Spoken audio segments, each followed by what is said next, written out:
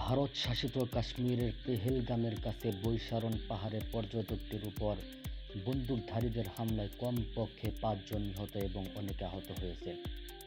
স্থানীয় কর্তৃপক্ষ জানায়, হামলাটি এমন এক এলাকায় ঘটেছে যেটিকে প্রায় ভারতের সুইজারল্যান্ড বলা হয়। সোশ্যাল মিডিয়ায় ছড়িয়ে পড়া ভিডিওতে দেখা যায় ভারতীয় সেনারা আক্রমণস্থলের দিকে ছুটে যাচ্ছেন। কাশ্মীরের মুখ্যমন্ত্রী ওমর আবদুল্লাহ একে সাম্প্রতিক বছরের সবচেয়ে বড় বেসামরিকদের উপর হামলা হিসেবে উল্লেখ করে বলেন, আমি অবিশ্বাস্যভাবে মর্মাহত। দর্শনার্থীদের উপর এই আক্রমণ জঘন্যতম কাজ। এখনও কোনো গোষ্ঠী এই হামলার দায় স্বীকার করেনি। 1989 সাল থেকে এই মুসলিম সংখ্যাগরিষ্ঠ অঞ্চলে বিদ্রোহ চলছে, যদিও সাম্প্রতিক সময়ে সহিংসতা কিছুটা কমেছে।